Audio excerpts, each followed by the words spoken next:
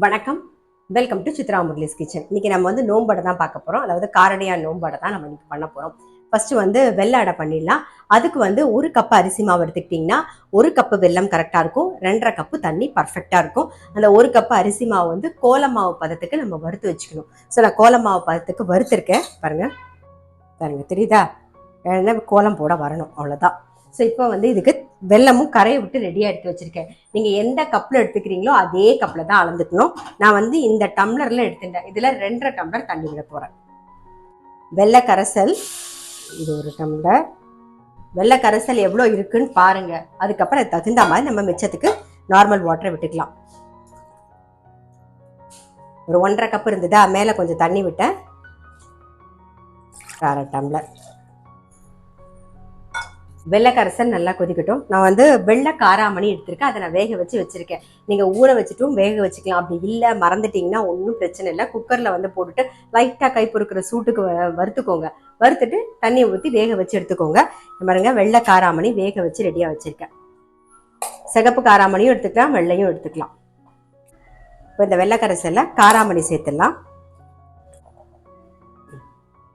அந்த காராமணி வாசனையோட அந்த அடை ரொம்பவே நல்லாயிருக்கும். ஏலக்காய் வேணும்னா நீங்கள் போட்டுக்கலாம், அது ஆப்ஷனல் தான். பட் எங்கள் மாமியார் போட மாட்டாங்கிறதுனால நான் இது வரைக்கும் ரொம்பவே வந்து ஏலக்காய் போட்டு பண்ணதில்லை. அந்த காராமணி வாசனையோட தான் பண்ணியிருக்கேன். ஸோ நீங்கள் அந்த மாதிரி ட்ரை பண்ணி பாருங்கள். வேணும்னா ஏலக்காய் சேர்த்துக்கலாம். இப்போ வந்து இது கூட நம்ம தேங்காயும் சேர்த்துடலாம். நல்லா ஒரு 1/4 கப்புக்கு தேங்காய் சேர்த்துக்கலாம்.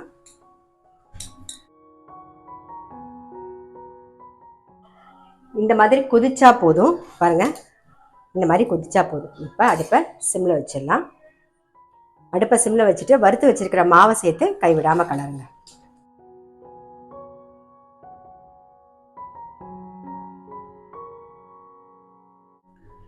நெய் நல்லா 2-3 ஸ்பூன் விட்டுக்கலாம். அவ்வளோதான். எல்லாத்தையும் நல்லா மிக்ஸ் பண்ணிட்டு இந்த மாதிரி சேர்ந்து வந்தோடனே ஆஃப் பண்ணிடுங்க. கொஞ்சம் ஆறுனதுக்கு அப்புறமா நம்ம வந்து அடை தட்டிக்கலாம்.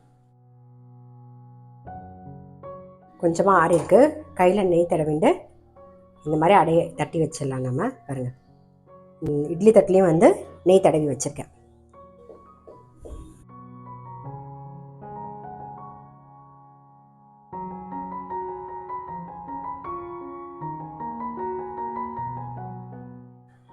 இந்த வெள்ளத்தோட பாகு வெள்ளமாக இருந்ததுன்னா கலர் வேறு மாதிரி வரும். இது பாகு வெள்ளம் இல்லை, அதனால கலர் வந்து கொஞ்சம் கம்மியாக வந்திருக்கு, அவ்வளோதான். இப்போ நல்லா இந்த பக்கம் தண்ணி கொதிச்செடுத்து நம்ம உள்ள வச்சிடலாம். வெந்ததுக்கப்புறம் பார்க்கலாம்.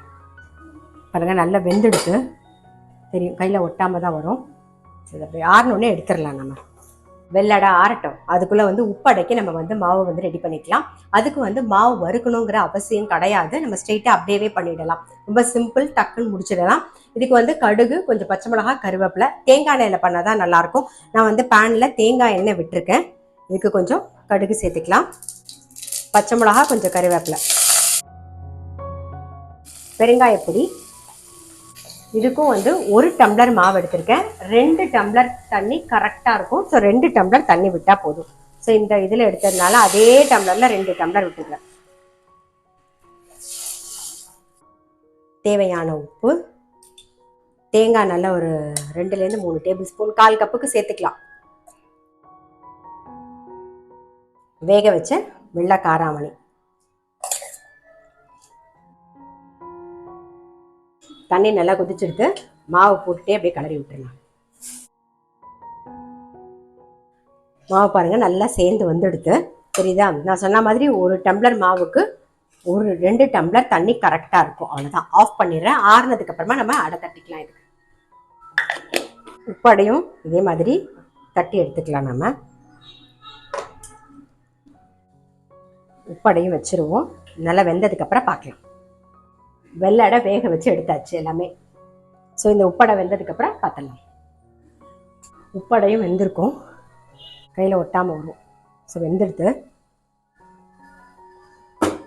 ஆறினோடனே எடுத்துடலாம். காரடையா நோம்பு அடை எப்படி பண்ணுறதுன்னு பார்த்துருப்பீங்க. 14ஆம் தேதி காரடையா நோம்பு. ஸோ கண்டிப்பாக வந்து ட்ரை பண்ணி பாருங்கள்.